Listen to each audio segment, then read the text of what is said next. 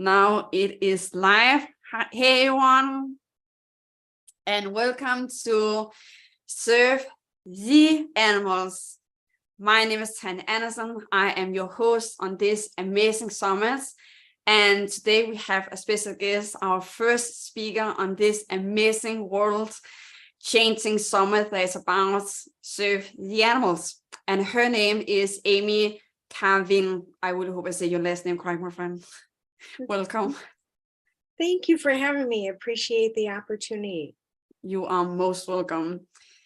So who is this amazing lady you're seeing, and what does the stand on her chest on her blouse? So she is founder and president of Primates Incorporated. Is that quite safe? Yes, Primates Incorporated. Thank you. Exactly. She created that in 2004. And she have a huge passion to really save monkeys that has been in laboratories, if I said that correctly, and also the pet trade, like really make a stand for it and showing the world what is happening out there. And she's really giving them the most beautiful life from horrible situations they have been in. Been abused and tested, and also interesting things that have been through. So Amy is a huge hero. She's a powerful hero for Will the monkeys that has been in the laboratory and been tested and been used. So yeah, tell us a little bit about who you are, Amy, so the audience get a little bit sense about who you are. Oh, definitely. Well, hi, everyone. I started the nonprofit about 20 years ago, actually, while I was working in a laboratory. I mean, often when you're in college, you're wondering what you're going to be doing. And I wanted to go to veterinary school and get experience with primates. And then what happened was I wound up in the laboratory, and I considered myself lucky at first. And then I got to know 97 rhesus monkeys. And, I worked there for 5 years and was well liked and promoted. And so I thought I could make a difference and improve their welfare while they were there. They are housed in the minimum guidelines, which is approximately 3 feet in every direction, and double that if you get a monkey pair. So the 97 monkeys just really inspired me to do more for them. And while I was in the lab, I began networking with other labs and heard about how other labs were sending monkeys to sanctuaries, but the existing sanctuaries were filling up. There's only 9 nationwide helping monkeys. And they were actually turning away these laboratories wanting to send their monkeys to sanctuaries. In the meantime, my lab management was completely against it.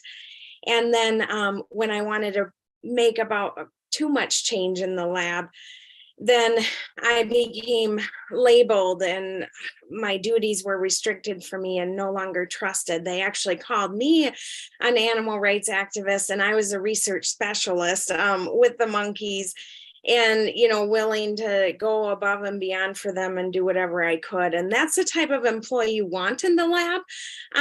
But they had inertia of tradition. Nothing was getting changed.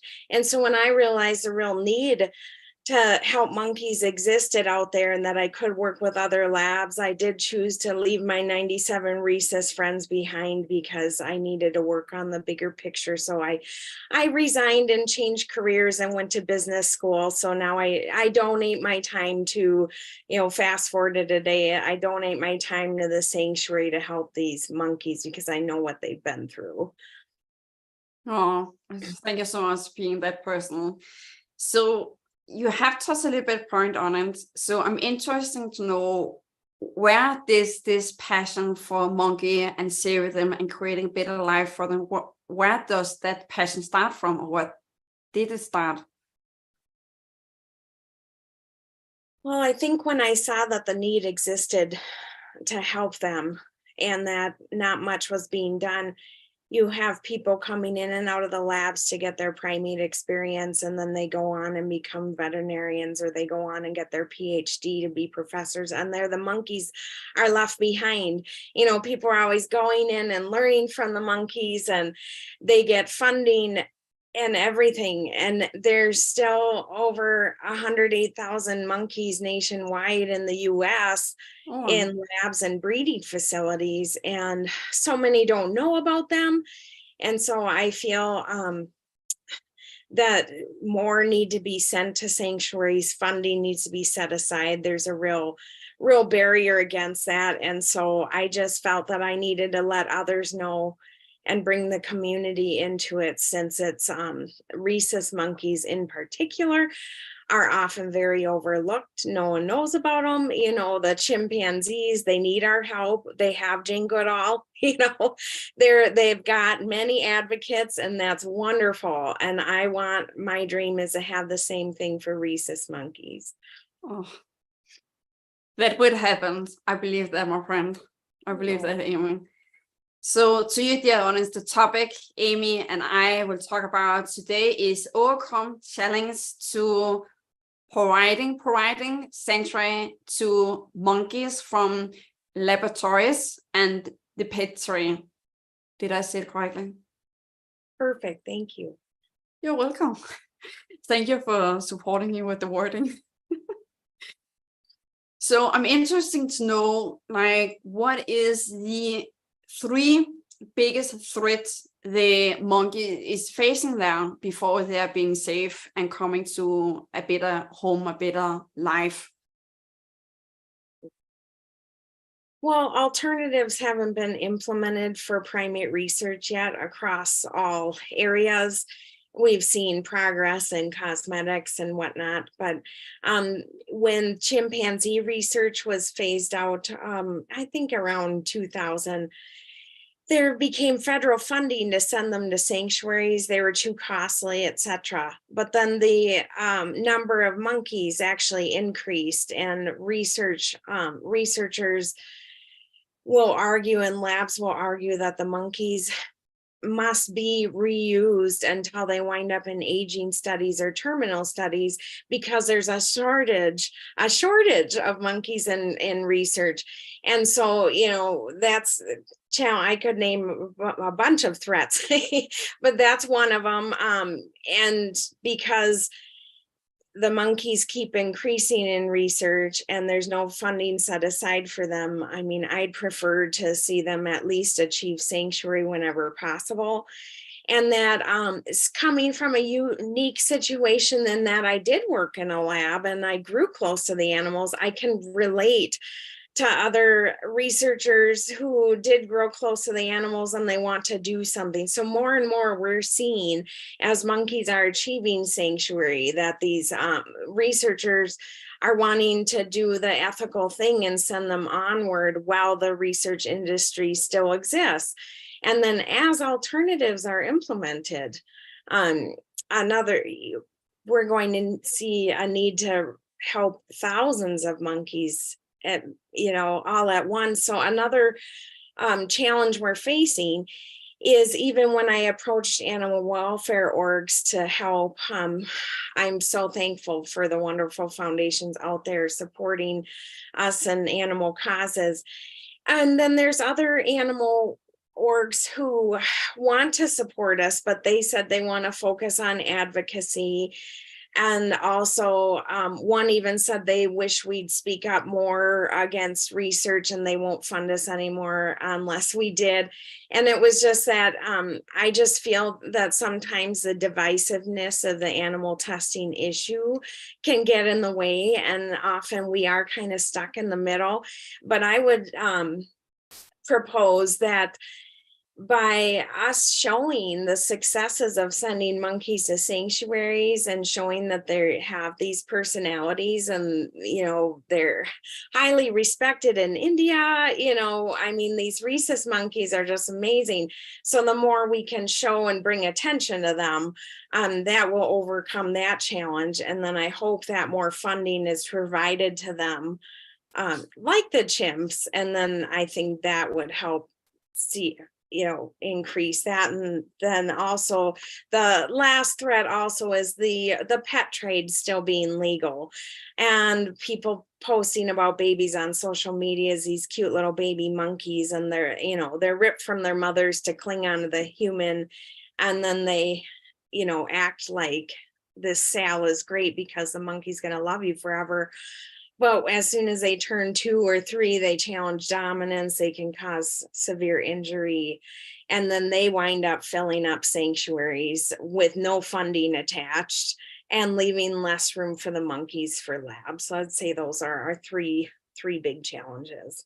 That is so crazy. I mean, interesting to know. Of course, it's a huge topic, and I'm very interested to know around the pets, right? Like, why do a person buy a monkey, like a little monkey? I think they want to look unique and stand out, and same with buying other exotic animals. But we push back and just say too that there's so many cats and dogs in shelters who need our help that are being put down all the time because no one wants them. I mean, that's the animal to have in your home, Yeah, and exactly. to adopt, don't shop. And I love that. Yeah, exactly. yeah, me too. And then on, the social media posts of like, some people really swear by having a pet monkey. And so over the years, I've really learned there's all different personalities surrounded around the pet trade. And some are just adamant that monkeys make great pets. They would love to sell them. And then, so then if someone's actually winds up buying them because they're convinced, the laws vary in the US. You can go from one state to another. In Wisconsin, it's actually one county to the next. There's no state laws against having a monkey as a pet, but there are regional laws against it. So if you take your monkey from one county to the next, in fact, years ago, someone brought a monkey to Madison, Wisconsin. And although Madison, Wisconsin is a huge research area, tons of monkeys are here for research, thousands. It's illegal to have a monkey in your home, and you can get fined daily. And so someone brought a monkey into Madison, took him to a bar on State Street, and the monkey, Oh of my course, God. hit a student. Yeah. And then the student had to go to the hospital because, it's a monkey bite. And if they're not vaccinated for rabies, authorities will literally step in and put down the monkey for testing. So then you've lost your family member. I just, every time I hear a pet monkey story, it always seems to end in tragedy. And then they wind up at sanctuaries. And I really do appreciate the pet monkey owners who said, I don't know what I was thinking, and they have a perspective change. I mean, I appreciate having conversations with those folks and anyone else who is considering sending their monkey to a sanctuary. I just want to be pragmatic and as helpful as possible. Exactly. It's so beautiful to meet a person that have, as you talk about, Amy, this like open for, okay, what I have done in the past around this monkey or something else, I can see is wrong. Like, it is not okay, and really are brave enough to take a huge responsibility to see, okay, I get to give this monkey forward to a sanctuary. Mm-hmm. Exactly. Yeah. So I know, as you also know, it can be challenging to really take and choose to step forward and really like be in the threat or be in the challenge. Like, how do you find positivity? How do you take the challenge and turn that into something powerful so that you can keep going because you're successful in your work? So what is your key element to really like face the challenge and keep going? I would say, all in all, so few sanctuaries exist because it is very tough and sad work. There's not enough funding out there, but so many animals need our help. Yeah. And so even though I face sad times and stressful moments and, experiencing when we were in development, the local labs telling reporters there's no need for a sanctuary because we reuse them. We never send them to sanctuary. So I had to go out in the public myself and say, oh, other labs are sending monkeys to sanctuaries, they're getting turned away. So there's really a need here, even though people are saying there's not. And then just in the face of rejection and everything like that, you know, there's always going to be sad moments. But it really, the monkeys, the 97 monkeys, I'm sure most of them have passed on now, but their memory keeps me motivated and always reminds me that there's monkeys out there who need us. And then the humans who come forward to donate and everything. I mean, these wonderful donors over the years and foundations. And we lost an animal hero. I'm sure you saw Bob Barker this last weekend, and his foundation provided funding for our development and towards our next building. So he's sorely missed. I really hope that other celebrities will follow his lead. But you know, moments like that, when we get a win for the monkeys and I see other people working hard for them, that helps keep me going. That is so beautiful and a powerful choice and motivates to really keep going, because it can be very challenging, and there is losses, there is challenges, and all emotions is there, and it is part of the work. And so it's so powerful you have a big strong foundation so that you can keep going. And I is definitely so grateful for the work you're doing, Amy. So thank you so much for being a voice for the monkeys and the picture. Oh, thank you. Thank you for all the work you're doing. I really appreciate it. You're welcome. So you have shared a little bit around the tools. It's really seeing the people that support you and be motivated about that, see the drives they have, and really the passion they have to support you, the monkey, the picture, and put it into it and show what is happening outside. What else solutions have created that your organization, non-government you have created, has been so successful? Well, I recognize there's other nonprofits out there who are growing and giant and have millions and are totally stable. And, you know, that would be a great, you know, goal to have in mind. And we do have a business plan, and talking about our future and sustainability is just key. But to really at least have 6 months of operating costs ahead of time. And then, of course, nonprofits tell me about having endowment funds, and would love to go that route too. You know, when a large contribution comes in, and then you can build up your endowment over time to help you stay secure. And then we have a fund for our next building. So we're over 6 months ahead in operating costs raised, and have our funds partially raised for our next building, which is expected to cost $600,000.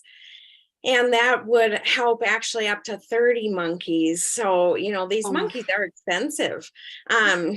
So hopefully more federal funding will come available. But really, then also, since orgs can't really spend a lot of money on advertising, staying in the public eye through hosting fundraisers and letting the public know about that. So even prior to being established, you know, anyone out there who's wanting to start a sanctuary can host a fundraiser, let the press know what you're doing.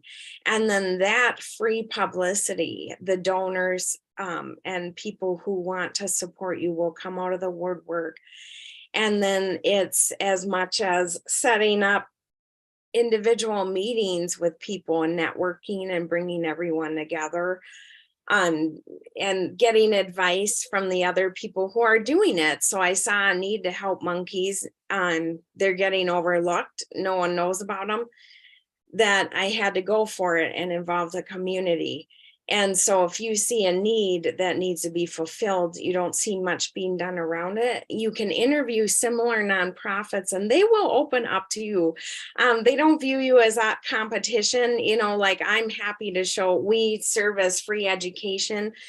We provide free training for primate care, but I also take people around who are aspiring to have a primate sanctuary and show them around and provide them with the resources, because really thousands of monkeys need our help. And so it's important to learn from others, see what they've done. Yeah. So that you're not reinventing the wheel and all that. And I'm sure you know this and stuff like that. But to just, and then one of the biggest pieces of advice I got early on was that there's more than one right way to do something. And, we can evaluate around all those ways to see what is best. But I found that all the sanctuaries I visited, they were amazing, but, but a lot of them did things differently, but they're still amazing. So that's just an example of, it's not like my way or your way. It's just like, what can we do that's best for the monkeys? So I think, really involving the community in that is key, and the press, and hosting those fundraisers. So powerful.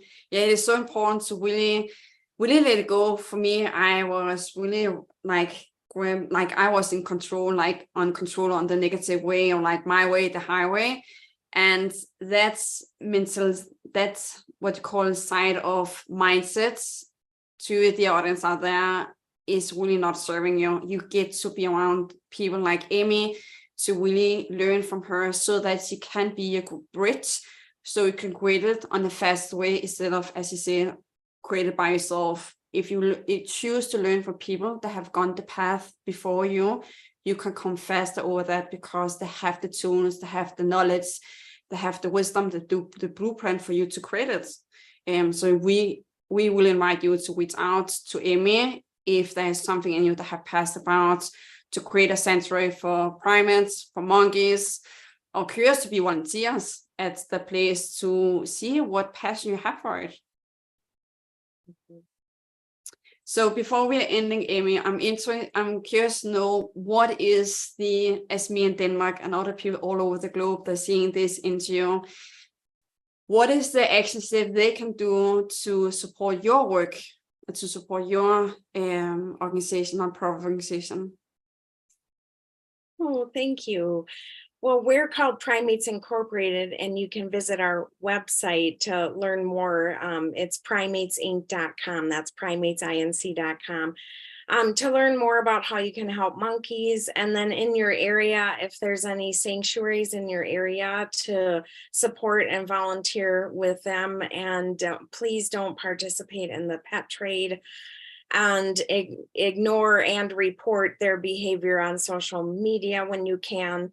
And if you're in town with a local laboratory in town, reach out to them. Have they ever considered sending monkeys to sanctuary? And why haven't they? And, did they know that 9 sanctuaries nationwide exist, and, that other labs are doing it? So just anything you can do to help the monkeys, and share us on social media, the monkeys and the humans would appreciate it. Beautiful. And with the last word, like, what I'm so interested with this question, like, with the knowledge you have now, what guidance would you give to the viewers, to our dear audience that is watching you and me, to make a change in their own lifestyle? I think looking at the problems around you and seeing what's not being fixed, and seeing what you can change. And then if it's so overwhelming, see what's being done and work with others for your goal. And I think that bringing in various expertise is wonderful. And I formed the nonprofit as a flatly run org versus a hierarchy, because we want to definitely have the input of the staff and the volunteers and board members, so everyone's input is welcomed and encouraged, versus the way that when I worked in the lab, management never listened to animal care staff or the people working around the monkeys. And that was so frustrating for me and the monkeys. So I think being willing to listen and respect the staff around you and others around you, and share ideas to come up with the best solution, that anything you can do to help change the world, just it just takes one person. Oh, I love that. I love that. It's really make my heart warm and melty, because it's so important to see we get to have people like on our side instead of like have this hierarchy to see down on people. Like what I stand for, also what I know you stand for, Amy, is really every person have a voice to share. Every person have amazing ideas. So why not to stand shoulder to shoulder instead of like, I have this title, I don't want to listen to you. Like we all have a beautiful message and can make a huge impact in this world. It's just take one to see another living being. Mhm. Well, And thank you for all your work. And this is what it's all about, collaborating. yeah, it is really also about this summit. It's just like, how can we support each other and really share each other's work and really make a bigger push together on different kind of platforms instead of like, it's only my work. Why not support and let's work together and serve each other's work, because we work on the same message in the end of the day. Exactly. So to you, dear audience, how you get access to all the information you get to know about Amy and her amazing organization, as she's a founder and presented by like Primates Incorporated. I really hope I say it correctly. Is going down below this video. There's a link to the organization's webpage, and there's also, you also receive a link, like email from us, where there's all the information you need to know about them. We really invite you to go to their newsletters and sign up so that you can keep updated on what is new, how you can serve them, and also be interested in it, because it is all about kind of like working together. And so Amy and me really invite you to go and get access to their to the newsletter. So what is the benefit, Amy, the last thing for people to sign up to your newsletter, besides getting amazing updates about the work and monkeys? Oh, sure we'll also share news about any updates on changes in funding structure of the monkeys. And we, just show you the monkeys of the individual personalities that they truly do have, and ways that you can support us and others. Amazing. Thank you so much, Amy. Thank you so much, dear audience, for watching Amy and I in this amazing interview. And we wish you the most beautiful day. And Amy, thank you so much from the bottom of my heart for being who you are, to really receive amazing, lovely message from you, have this beautiful connection with you. You are a hero of my life. You are a hero of the monkey and the pet tree. So thank you so much for having an opinion and be brave enough to talk about it. That I'm really honored and appreciate that by you. Oh, thanks so much, Tanja. That really means a lot. And I hope we'll talk again in the future. It was great talking with you. 100%. 100%. So thank you so much, audience. We wish you the most beautiful day and see you soon again.